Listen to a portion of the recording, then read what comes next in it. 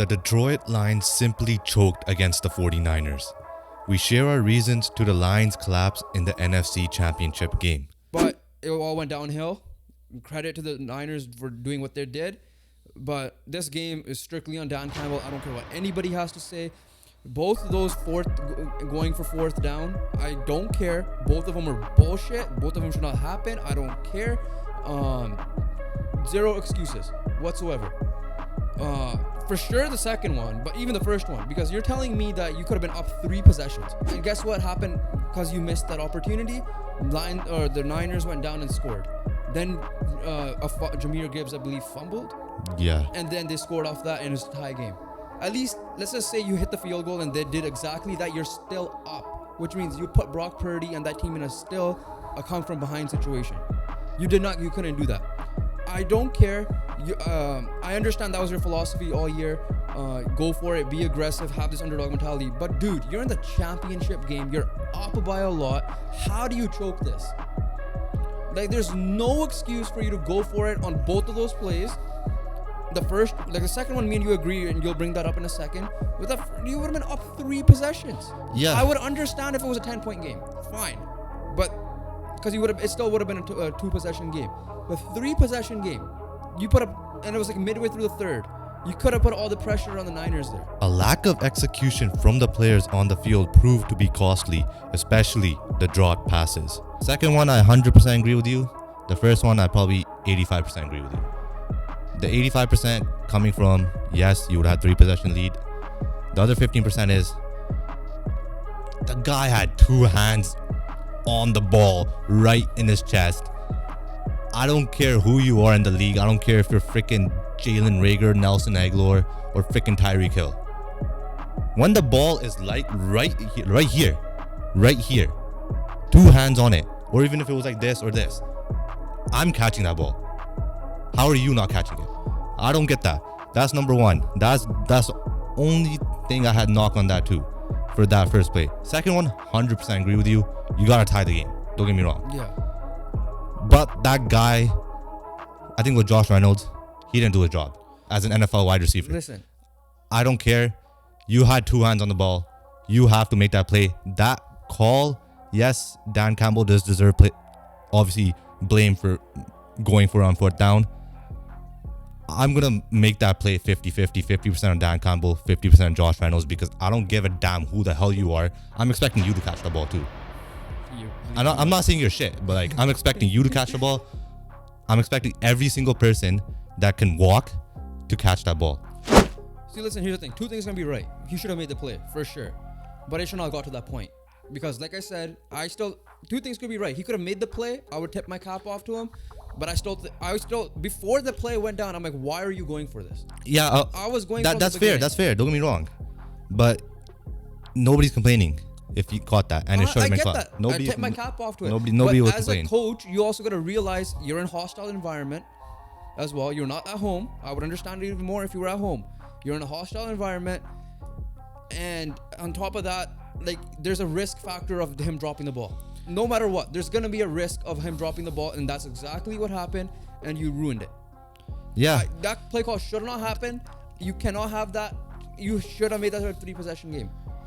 Sure, I'll agree with you slightly. He should have made the play because it was a... Slightly? No, you have to agree with 100% that he should have made that play. Okay, yeah, I agree with you that you should have made the play. I don't agree with you that he should have went for it.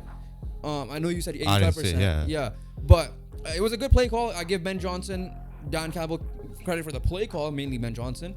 But give credit Goff for the throw. Goff's numbers got a little bit skewed. Goff was great all game. Goff was great, but Goff, it's not even Josh Reynolds. Amon-Ra St. Brown dropped a couple balls. Sam Laporta dropped one. I think Sam Laporta one was a little bit tough, so I won't blame him. Amon-Ra dropped a ball. Josh Reynolds dropped another one. Yeah. Jahmyr Gibbs fumble. As much as it is on Dan Campbell, I give him 90% of the blame. 10% of the drop passes, not executing as the players. Gibbs fumble, Reynolds multiple drop catches. Amon-Ra, you're number one. If I'm yelling at Diggs, if I'm yelling at Diggs, how the hell are you dropping that? Yeah. Amon-Ra, you're in the same category as Diggs, yeah, right? And you got to make that play as well. This could have been the Lions' best shot at the Super Bowl, but we do believe that they could still make a playoff run under Dan Campbell. The third one, which was the game-tying one, I'm befuddled.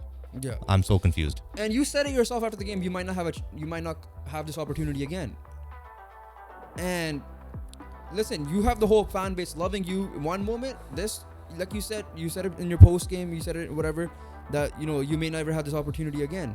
And if that was the case, then you blew it. Because I don't expect the Eagles to be this bad, which we'll get to their coaching news in a second. I don't expect. You obviously expect the Niners to be back. I think in NFC South, some teams might progress. You have in your own division. You have Green Bay on the come up. So, the thing is this. I'm still fully confident the Lions are making the playoffs next year. Yeah, same here. Yeah, so as of right now. Honestly, if I don't as long as I don't think they're gonna lose anyone. Free agencies are, yeah, no. If they're able to bring their team back, and I don't care what happened in any other teams adding or losing, I'm fully confident. I'm gonna disagree with you slightly. What? Ben Johnson might be out. So who's gonna be your play caller? That was a massive. It could be a massive difference. That could be a massive difference. We saw what happened with Dable and Dorsey, right? And then on top of that, I mean, the Bills still made the playoffs. We don't know how good Goff is gonna be next year. The Bills still made the playoffs. Yeah, but Goff has been good 2 years in a row. I'm confident That's in Goff. fine, but it's still always gonna be. I still have question marks. But this game, I give Goff credit. His numbers don't look good. It was not on him. But if you lose Ben Johnson, I don't know who could replace him on the top of my head, unless someone internal that we don't know about. Right? Yeah, I still have heavy confidence in the Lions as well. That they will make the playoffs again. I'm not saying they're gonna do anything in the playoffs. It could be a wild card. But yeah, it could be division title. They can make the playoffs all they want. Yeah. This was their opportunity to get to the Super Bowl. The thing is this: you make the playoffs, you always have a chance of playing for the Super Bowl. For sure. So I don't think the Lions are completely out. I think Dan Campbell, yes. He's not getting fired. I'm not saying that. I think Dan Campbell lied. You do have another chance. You're a young team.